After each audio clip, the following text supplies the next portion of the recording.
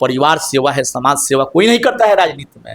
समाज सेवा करते तो पहले भी हम बोल चुके हैं कि अकूप संपत्ति यदि जो जांच किया जाए तो यह जांच का विषय है। नमस्कार दोस्तों, हम उज्ज्वल निर्मल आज हमारे बीच ऐसे शख्सियत के साथ जो रूबरू करा रहे हैं। आप सभी को मैं बताना चाहता हूं, बिहार की राजनीति को लेकर और छपरा की राजनीति को लेकर तमाम चर्चे सुर्खियां में लोग होते जा रहे हैं। लेकिन विगत परसा विधानसभा की राजनीति को हम बात करें तो आज हमारे बीच जो परसा से जुड़ रहे हैं, एक बहुत ही अच्छे कर्मठ और समाज के लिए बेहतर राजद परिवार से जुड़कर समाज के लिए हमेशा अच्छा कार्य कर रहे हैं, जिनका नाम है कमलेश राय। स्वागत है कमलेश जी, छोटा सा परिचय आप हमारे दर्शकों को दीजिए। आप हमारे स्टूडियो में पधारे, बहुत बहुत आभार।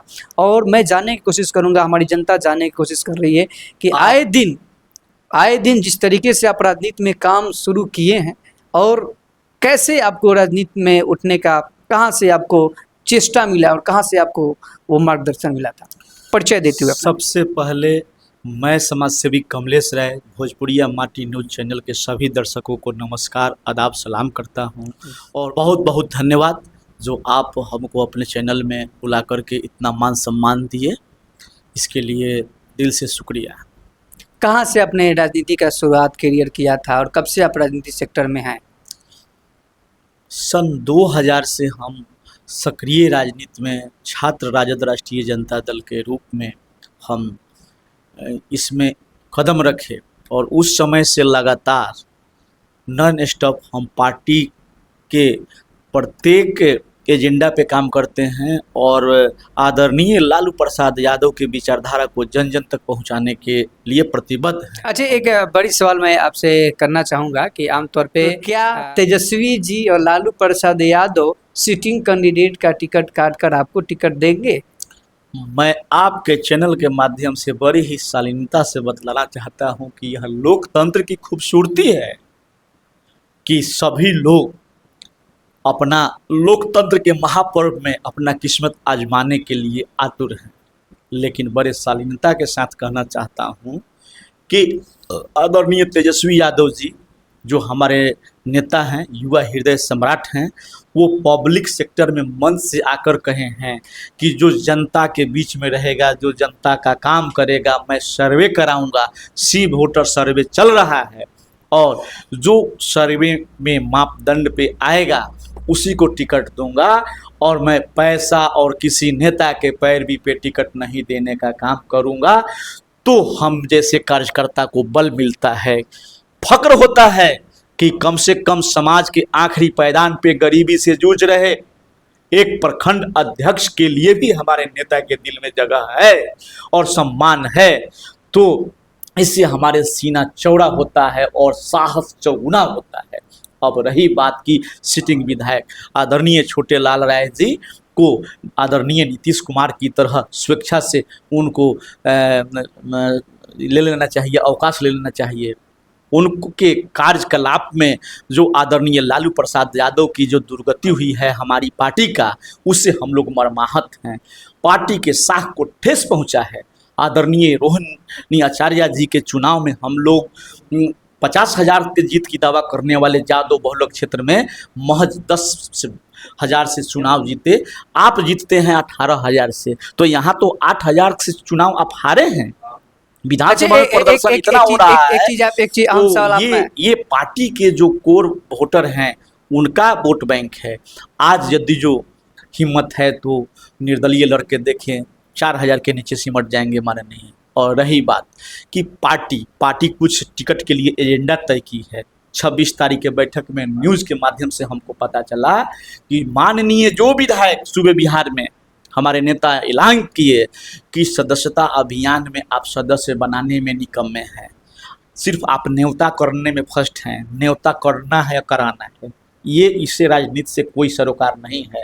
लेकिन जनता के मुद्दा में कितने समय आप जनता के बीच में रहते हैं, जनता का क्या फीडबैक है, और आप पार्टी का रीढ़ होता है सदस्यता अभियान और सदस्य बनाना। तो मैं दावे के साथ कह सकता हूं कि 280 बूथ पे 560 क्रियाशील सदस्य बनाने का काम किया है परसा विधानसभा में। तो वह पहला और आखिरी नाम कमलेश राय का है और 14,000 हम प्राथमिक सदस्य बना करके निर्भय अंबेडकर जी को उसकी राशि और पूरा फाइल सुपुर्द करने का काम किए हैं परसा विधानसभा की धरती से, तो वह सिर्फ और कमलेश राय है और कोई दूसरा नाम नहीं है। जबकि ये पैसा जमा करना, ये कार्य कराना और ये सारी गतिविधि करना माननीय वर्तमान सिटिंग विधायक का था। सिटिंग विधायक का एक ही काम है फंड बेचना, फंड से अपना फंड कायम करना, बेटा को ठेकेदारी देना और किस तरह से हमारी अकूप संपत्ति का गुणात्मक वृद्धि हो। लेकिन कमलेश राय खून पसीना की गाढ़ी कमाई, 1 रुपया भी पार्टी फंड में और पार्टी के लिए काम करता है, खून पसीना और तेल जलाता है, तो वह निस्वार्थ भाव से राष्ट्रीय जनता दल के लिए काम करता है, करता था और करता रहेगा। पार्टी हमको टिकट देती है तो हम परसा की सीट को जीत करके तेजस्वी जी के श्री चरणों में समर्पित कर देंगे, लालू जी के श्री चरणों में समर्पित कर देंगे। टिकट देंगे तो भी हम उनके भक्त हैं, नहीं देंगे तो भी हम भक्त हैं। लेकिन आज माननीय का टिकट नहीं दें तो कल सुबह होते होते फिर अगला पार्टी में वो नज़र आएंगे। ऐसे ही सभी जो दावा कर रहे हैं वो सबका यही ढोल का अंदर का खोखला यही है कि वो पार्टी के निष्ठावान लोग नहीं है। निष्ठावान लोग है तो वह कमलेश राय नाम आता है, जो समर्पित भाव से पार्टी के लिए रात दिन काम करता है। कोई माई का लाल नहीं बता सकता है कि यह पार्टी के साथ गद्दारी किया हो, पार्टी का 10 रुपया भी लेकर के अपने निजी स्वार्थ में लगाया हो। लगातार 25 वर्षों से जिस निष्ठा और समर्पित भावना से चाहे कहीं सम्मेलन हो, कहीं कार्यक्रम हो, कहीं इवेंट प्रोग्राम हो, तेजस्वी जी का हम अपने खर्चे से, अपने सहयोगियों के सहयोग से हम उस कार्यक्रम को अंजाम देते हैं। पार्टी से 1 फुट्टी कौड़ी चरनी भी रुपया आज तक लेने का काम नहीं किए हैं और आजीवन पार्टी को श्रम दान करते हैं, अर्थदान करेंगे। लेकिन कभी पार्टी हमारी माँ के समान है, पार्टी के इज्जत और आवरे पे कभी प्रश्न चिन्ह नहीं उठने देंगे। यह आपके चैनल के माध्यम से आदरणीय राष्ट्रीय अध्यक्ष श्री लालू प्रसाद यादव जी को पूर्ण भरोसा दिलाना चाहते हैं कि आपके पार्टी के परसा की धरती पे एक कमलेश राय एक ऐसा क्षेत्र का बेटा है जो पार्टी के वसूल से कभी समझौता न किया है और न करेगा। इस आशा और विश्वास के साथ अपने मेहनत के बल पर और परसा की जनता के आशीर्वाद के बदौलत हमको पूरा भरोसा है कि यदि जो सी वोटर सर्वे हो रहा है और सही मायने में सर्वे हो रहा है जमीनी स्तर पर, तो वह पहला और आखिरी नाम कमलेश राय का होगा। और मेहनत पे, हाथ के लकीर पे हम भरोसा नहीं करते हैं, अपने कर्मों के भूचाल से अपना तकदीर पैदा करने वाले लोग हैं। और समंदर भी टकराता है पत्थर से अपना रास्ता ढूंढने के लिए, वैसे हमारा हौसला बुलंद है। हम गुनहगार की तरह हक नहीं मांगते हैं, मैं अपने हकदार की तरह राजद करता होने के नाते मैं अपने नेता आदरणीय तेजस्वी यादव जी और राष्ट्रीय अध्यक्ष आदरणीय लालू प्रसाद यादव जी से मैं परसा की जनता का सेवक के रूप में सेवा करने के लिए एक बार हाथ जोड़कर अपील करता हूं और एक सेवा का मौका मांगता हूं। और यदि जो सेवा देंगे तो 100% उनके विश्वास पे खरा उतरने का काम करेंगे और उनका जो भी निर्णय होगा उनके अनुशासन में रह करके पार्टी हित में हम लोग काम करेंगे। हमारा संकल्प 2025 तेजस्वी जी को मुख्यमंत्री बनाना है और यह संकल्प से कोई माई का लाल नहीं है जो अडिग कर सकता है, डिगा सकता है। यह अडिग निर्णय है। अच्छा, एक बड़ी सवाल मैं आपसे पूछना चाहूँगा कि लगातार आपने एक बात आपने रखा कि संसदीय क्षेत्र में रोहिणी आचार्य लालू जी की सबसे बेटी जो थी, जिन्होंने किडनी दान किया था लालू जी को, और छपरा की राजनीति में उन्हें उतरा था।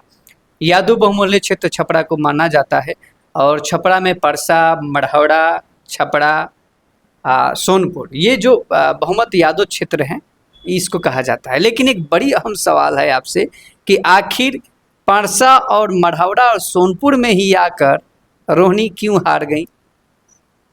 जिन लोगों पे तेजस्वी जी ने भरोसा किया, क्या उन लोग उनके साथ नहीं दिया? देखिए, इसमें कहना थोड़ा भी अशुक्ति नहीं होगा कि इसमें पार्टी के साथ बहुत से गद्दार लोग हैं। हम आपके चैनल के माध्यम से पुनः अपने नेता तेजस्वी यादव जी को आगाह करना चाहते हैं कि जो लोग सत्ता के सुख को हासिल करने के लिए राजद का दामन थामे हुए है। राजद को टिकट चाहिए, राजद का वोट चाहिए, लेकिन जब राजद के टिकट और वोट पे वो माननीय बनते हैं तो फिर राजद परिवार को ही कब्र खोदने में वो अपनी सारी एनर्जी लगा देते हैं। ऐसे लोगों को समाज दूसरा नाम देता है जो आपके चैनल से मैं नहीं कहना चाहता हूँ। दोहरे चरित्र के जो लोग हैं उससे बचने की ज़रूरत है, उससे भारी नुकसान हो चुका है और आने वाले दिनों में पार्टी के शीर्ष नेतृत्व यदि जो इस पर नहीं संज्ञान लेगा तो भारी क्षति उठाना पड़ सकता है। उस हार का दुख दर्द हमको है। 10 दिनों तक हम अपने घर से नहीं निकले थे, खाना अच्छा नहीं लगता था, 3 दिनों तक हमारा चूल्हा नहीं जला था घर का। वह हम समझ रहे हैं कि कितना पीड़ा में हम लोग थे। तेजस्वी जी के सामने डाक बंगला चौराहा पर लाठी डंडा से हम लोग बिठाए हैं, पैर हमारा टूटा था, फ्रैक्चर हुआ था, PMCH में हमारा इलाज हुआ था, वह हम लोग भूले नहीं हैं। तेजस्वी जी के सामने की यह घटना है।